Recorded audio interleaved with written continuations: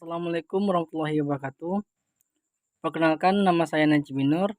Pada kesempatan kali ini, kami akan mempresentasikan materi tentang kebijakan dividen.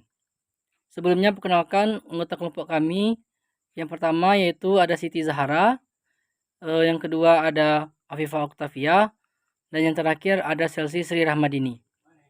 Baiklah, pada kesempatan kali ini kita akan belajar tentang dividen irrelevant theory, yang kedua tentang bird in the hand theory, dan yang terakhir tentang tax preference theory. Yang pertama saya akan menjelaskan tentang apa sih itu kebijakan dividen.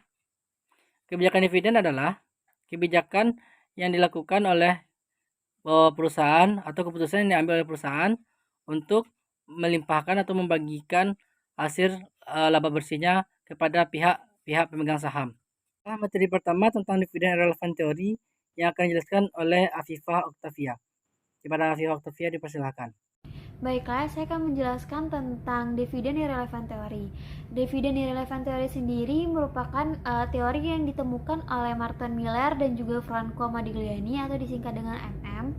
Pada teori ini tuh MM mengasumsikan bahwa pasar modal sempurna, tidak ada pajak, tidak ada biaya broker, informasi untuk setiap individu. Selanjutnya itu biaya dividen tidak berpengaruh terhadap biaya modal sendiri. Teori ini tuh menyatakan bahwa dividen itu tidak berpengaruh terhadap nilai perusahaan atau harga saham dari suatu perusahaan, melainkan harga saham atau nilai perusahaan itu dipengaruhi oleh ROA atau laba dari operasi dibagi dengan aktiva operasi, dan juga dipengaruhi oleh resiko dari bisnis dari perusahaan tersebut gitu. Mengapa sih dividen ini tuh tidak berpengaruh terhadap saham dan nilai perusahaan menurut MM? Nah, menurut MM sendiri, mengapa dividennya tidak berpengaruh terhadap harga saham dari perusahaan tersebut itu karena MM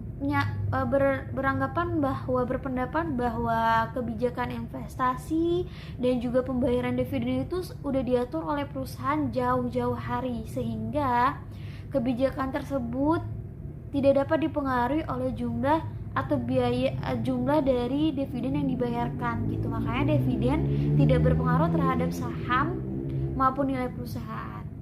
Tapi teori ini tuh termasuk teori yang lemah menurut beberapa para ahli, karena teori ini tuh asumsinya itu tidak didasarkan dengan realitas atau dengan kenyataan yang ada. Makanya teori ini termasuk teori yang lemah.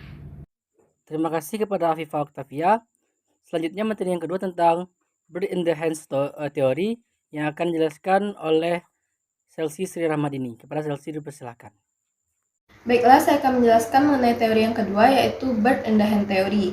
Bird in the hand theory adalah salah satu teori utama mengenai kebijakan dividen dalam suatu perusahaan. Teori ini dikembangkan oleh Myron Gordon 1963 dan John Lindner 1964. Bird in the hand theory merupakan teori yang mengemukakan bahwa investor lebih menyukai dividen daripada capital gain karena memandang dividen bersifat lebih pasti. Teori ini menyatakan bahwa nilai perusahaan atau harga saham tidak dipengaruhi oleh dividen, tapi dipengaruhi oleh basic earning power, yaitu ROA atau laba perusahaan dan risiko bisnis perusahaan. Dalam teori ini menjelaskan pemegang saham menghendaki pembayaran dividen yang tinggi dari keuntungan perusahaan sesuai tujuan dari investor, yaitu menanamkan sahamnya untuk mendapatkan dividen. Investor tidak ingin berinvestasi di perusahaan jika penerimaan dividen dalam jangka waktu yang lama. Investor akan bersedia membayar harga yang lebih tinggi untuk perusahaan yang membayar dividen saat ini. Pembayaran dividen saat ini terjadi karena ada anggapan bahwa mendapat dividen saat ini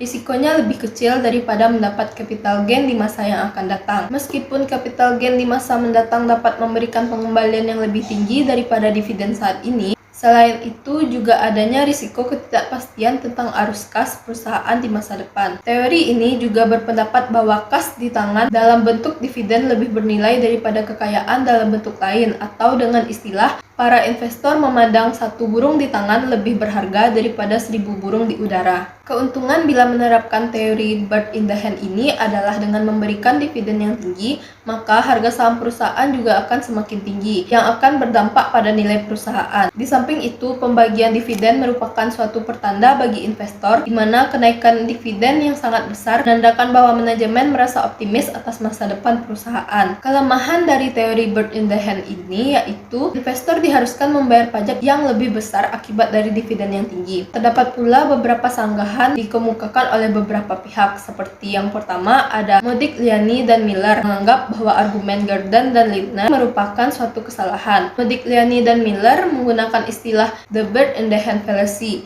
Mereka menyatakan bahwa kebijakan dividen tidak mempengaruhi biaya modal perusahaan. Selain itu, investor akan kembali menginvestasikan dividen yang diterima pada perusahaan yang sama atau perusahaan yang memiliki risiko yang hampir sama. Yang kedua, berpendapat dan telah dibuktikan secara sistematis bahwa investor merasa sama saja apakah menerima dividen saat ini atau menerima capital gain di masa mendatang. Dan yang ketiga, Keon berpendapat dan mengatakan bahwa kenaikan dividen saat ini tidak mengurangi risiko dari perusahaan karena jika peningkatan pembayaran dividen dilakukan, manajer harus mengeluarkan saham baru dalam rangka untuk meningkatkan modal yang dibutuhkan. Oleh karena itu, pembayaran dividen hanya mentransfer risiko dari yang lama kepada pemegang saham yang baru. Terima kasih kepada Selsisi Rahmadini.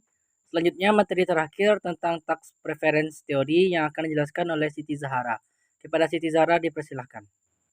Teori preferensi pajak atau tax preference. Teori ini dikemukakan oleh Litzerbank dan Ramaswamy yang menyatakan bahwa investor lebih memilih capital gain daripada dividen karena pajak capital gain lebih rendah dan hanya dibayarkan ketika saham telah dijual.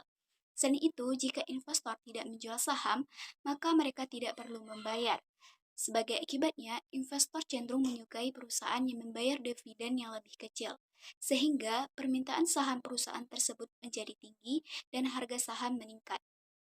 Dalam pandangan investor, capital gain dianggap sebagai sumber pendapatan yang lebih baik daripada dividen, karena memiliki pajak yang lebih rendah dan tidak perlu membayar pajak jika tidak menjual saham.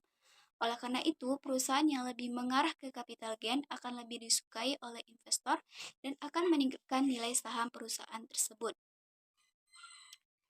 Jadi, dapat disimpulkan bahwa teori tax preferensi menjelaskan bahwa para investor cenderung memilih investasi yang memberikan capital gain yang lebih tinggi dan meminimalkan pajak yang harus mereka bayarkan. Terima kasih kepada Siti Zahara.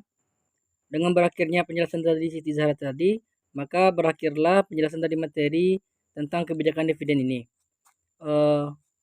Sekian dari kami, kurang dan lebih mohon maaf. Wabillahi taufiq wal hidayah. Wassalamualaikum warahmatullahi wabarakatuh.